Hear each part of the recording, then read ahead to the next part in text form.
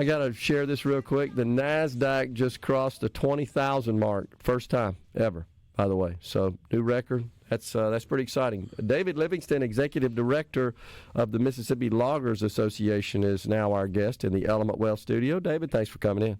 Hey, glad to be here. Thanks for the invite.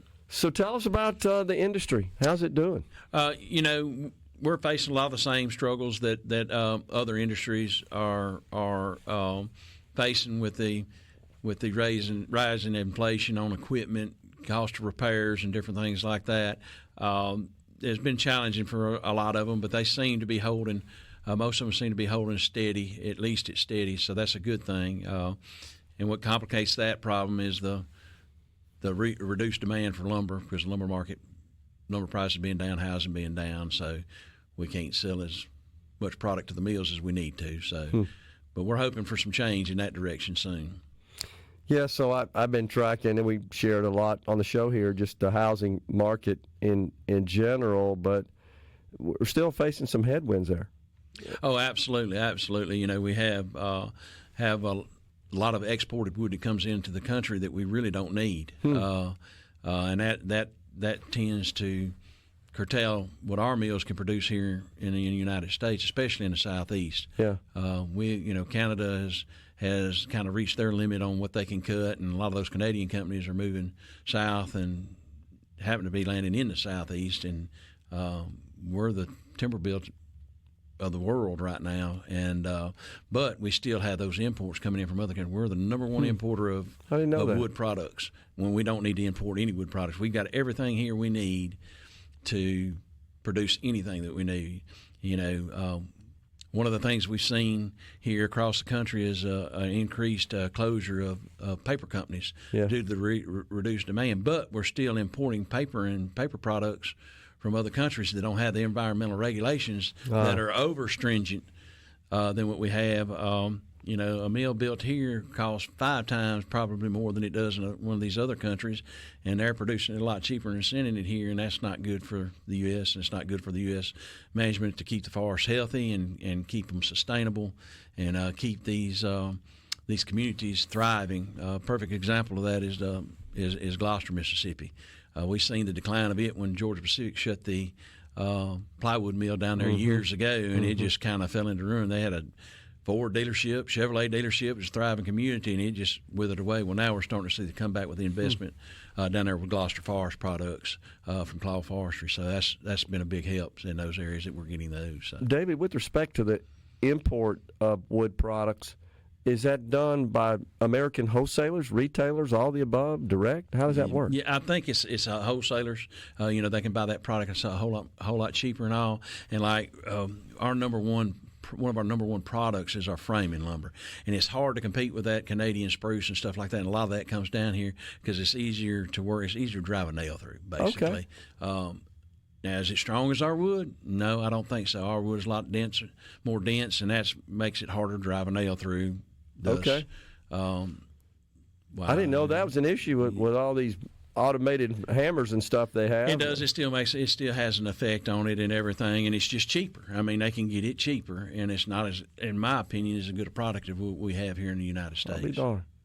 So is there a situation where a contractor or even an owner, a building, a homeowner would say, no, I want American wood because it's sturdier, just better quality wood? Yes, they can do that, but a lot of these houses in these metro areas, the Dallas area, Atlanta area, they're getting them built as quickly, as fast as spec houses, as fast as they can build them. So, but one good thing that we have coming along too to increase the use of our lumber and what we can grow here is the cross laminated timber and the mass timber buildings and stuff. And I think we're going to see a lot of headway in that area. Mississippi State has been working extensively with students on training them how to build those buildings. They have a competition each year on those mass timber buildings and the design and the construction of them. So, and basically that's where they just take 2x6s and 2x8s and they laminate those together. I got you. To create a strong structured wood panel that rivals steel and concrete, and has a believe it or not a lower fire rating than steel or concrete. I'll be darned. So, that's interesting. Well, we're just a few weeks away from the next legislative session, 2025. What's on your agenda there? We're going to keep it fairly simple this year. We don't have a lot of ash. Our main concern is a harvest permit repealer. It'll come back up again, and we want to try that. It's been in place for 30-plus years now. Okay. It's worked efficiently. We've had no issues with it. We just want to try to make sure that we get that removed out of there. And, of course, we'll be watching for any other legislation that may come through that can be contradictory to our industry as well, but we don't have a whole lot of ash this year. The legislature has been really, really pro-timber and pro-logging past several years, and some of the things in the bills that they've gotten passed, and they've really helped us, and so we're going to sit back and help them with whatever they need, hopefully. What about some of the policies, and I may not describe this exactly right, that deal with the number of axles on certain roads, and you're familiar with what I'm talking about. That affects your industry, does it not? It does, and we're going to watch that and make sure. We do not need, adding an extra axle is not going to reduce the wear on a truck that much unless you raise the weight. Exponential weight is weight. And a lot of people don't realize that the little bit you might gain does not offset the cost of having that extra axle on that truck. In some instances, on some of your shorter trucks, your dump trucks and your garbage trucks and things that have a high weight on a short axle span, they have to have those to reduce the damage and the wear and tear to the roads, because it's really concentrated in. For example, a dump truck can haul almost as much on an axle as we can on a short truck that's probably 30 foot long as what we haul on a 60 foot long truck. They can put more stress on the road with the grounds per square inch that they're putting on there. I got you. What about federal policy at the federal level? Brand new administration coming in. What do you got going on there? We're excited about this new administration, and hopefully we can start to see some rollbacks and some federal legislation. I think, especially out in California in certain areas, they're starting to see the error in their ways of the hands-off, no management approach to managing our forest and everything, and that's what's created these catastrophic wildfires. It hasn't been climate change. It's been the increased fuel load in these woods from deadfall and everything else, because they don't allow anybody in there to harvest that. They're starting to do that in some areas and having really good success. And there was a fire out there. I can't remember which one it was this year. I can't remember the name of it, but they had treated an area and got the deadfall out and cleaned it up and cleaned the understory up and out of it to where it was, and it burned all around it, but that section didn't burn. So.